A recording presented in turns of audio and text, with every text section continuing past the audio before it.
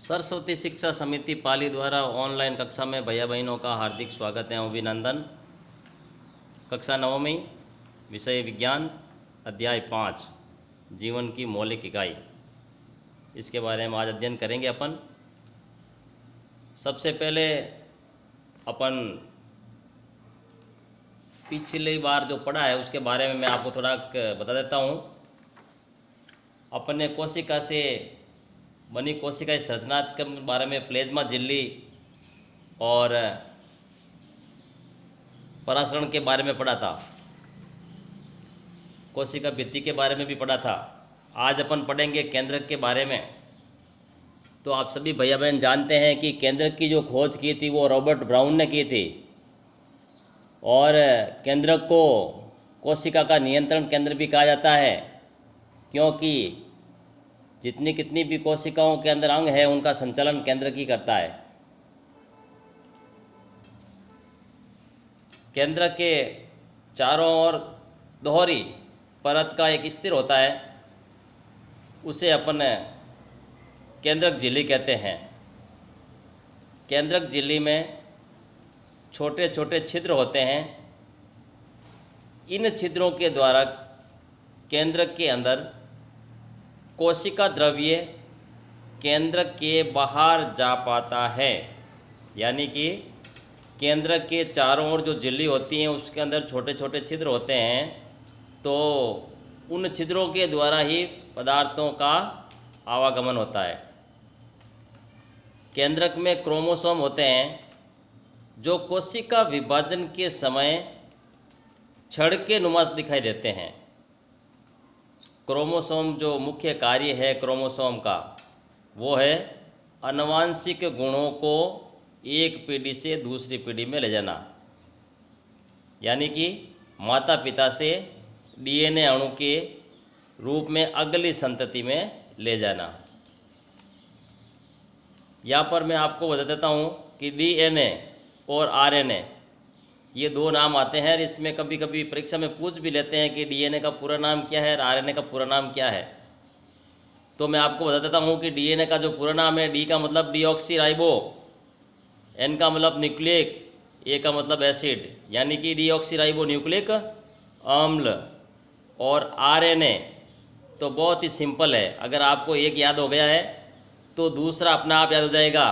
DNA के अंदर आपने पढ़ा था डीऑक्सी, तो इस डीऑक्सी को हटा देना है तो आरएनए का नाम अपने आप ही आ जाएगा, राइबो न्यूक्लिक अम्ल। ठीक है ना, ये ट्रिक याद रखना। केवल डीएनए का नाम याद रहेगा तो आरएनए का नाम अपने आप याद हो जाएगा। क्रोमोसोम डीएनए तथा प्रोटीन के बने होते हैं। डीएनए अणु में कोशिका के निर्माण व संगठन की सभी आवश्यक सूचनाएं होती हैं। जितनी कितनी भी सूचनाएं होती हैं वो डीएनए कोशिकाओं के अंदर होती हैं। और डीएनए के क्रियात्मक खंड को अपन क्या कहते हैं? जीन कहते हैं। क्या कहते हैं? जीन, जो कोशिका विभाजन नहीं हो रही होती है। ठीक है ना, तो ये थोड़ा केंद्र के बारे में था। और डीएनए क्रोमेटिन पदार्थ के रूप में विद्यमान रहता है। क्रोमेटिन पदार्थ धागे की तरह की संरचनाओं के एक जाल का पिंड होता है। केंद्रक में जो क्रोमेटिन होते हैं वो धागे के रूप में पाए जाते हैं, धागे नुमा संरचना दिखती है। जब कभी भी कोशिका विभाजन होने वाली होती हैं तब ये क्रोमोसोम में संगठित हो जाता है। कुछ जीवों में कोशिकीय जनन में केंद्रक महत्वपूर्ण भूमिका निभाता है। इस प्रक्रिया में एक अकेली कोशिका विभाजन होकर दो नई कोशिकाएं बनाती है, यानी कि एक कोशिका से दो नई कोशिकाएं बनती हैं।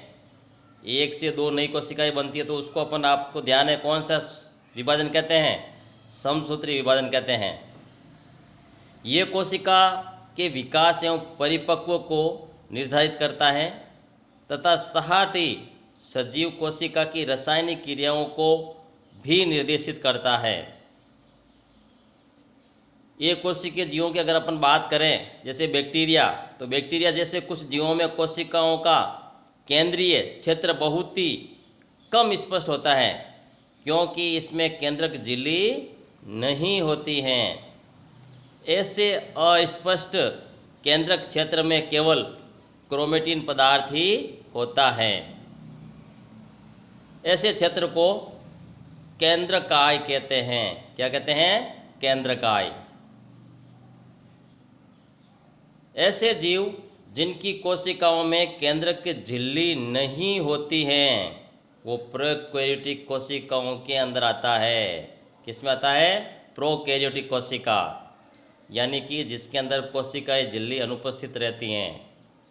प्रो का मतलब होता है पहले, पूर्व, आदि, है ना। जो सबसे पहले कोशिकाएं ही है उसे अपन प्रो कहेंगे।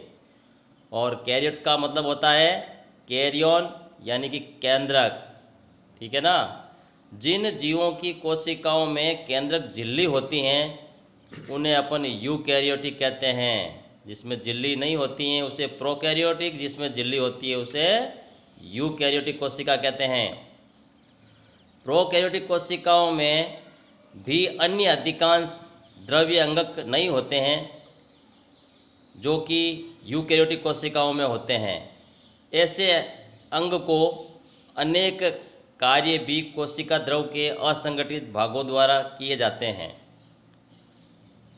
प्रकाश संश्लेषी बैक्टीरिया में क्लोरोफिल झिल्लीदार पुटिकाओं के साथ होता है। झिल्लीदार पुटिका का मतलब है थैलेनुमा संरचना होती है, जबकि यूकैरियोटिक कोशिकाओं में क्लोरोफिल प्लास्टिड में होता है। समझ में आ गई ना। अब अगर अपन बात करते हैं कि भाई प्रोकैरियोटिक कोशिकाएं क्या होती है, तो प्रोकैरियोटिक कोशिका का एक आपके सामने ये चित्र नज़र आ रहा है।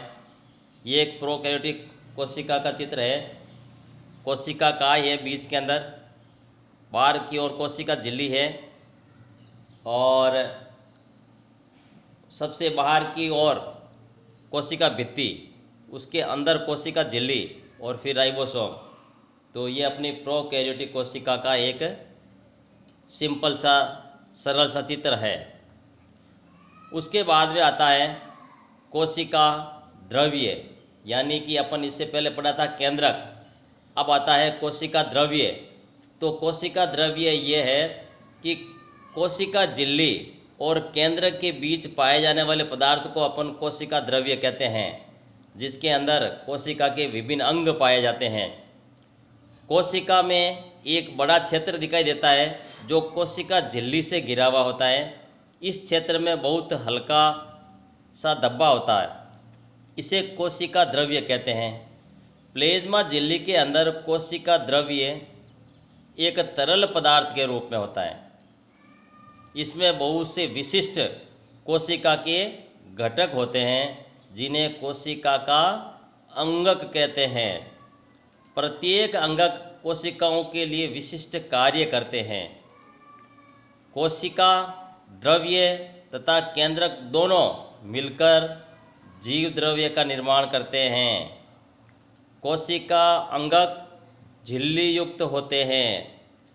प्रोकैरियोटिक कोशिकाओं में वास्तविक केंद्रक के अतिरिक्त झिल्ली युक्त अंग भी नहीं होते हैं। ध्यान रखना है, प्रोकैरियोटिक कोशिकाओं के अंदर वास्तविक केंद्र के अतिरिक्त झिल्ली युक्त अंग भी नहीं होते हैं, जबकि यूकैरियोटिक कोशिकाओं में केंद्रक झिल्ली तथा केंद्रक युक्त अंग दोनों ही पाए जाते हैं, प्रेजेंट होते हैं।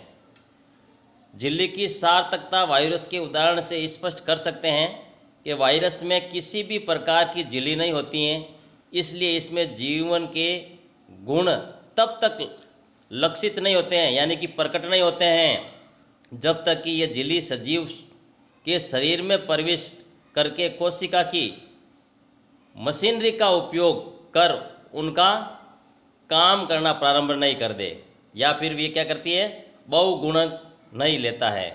तो इस प्रकार से ये वायरस होता है।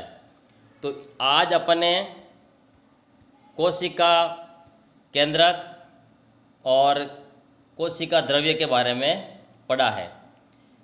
अब इसके अंदर आपको ध्यान देना है कि जो अपन ने पढ़ा है आज, इसके ऊपर ही मैं आपको कक्षा कार्य, गृह कार्य के रूप में 2 प्रश्न दे रहा हूँ छोटे से।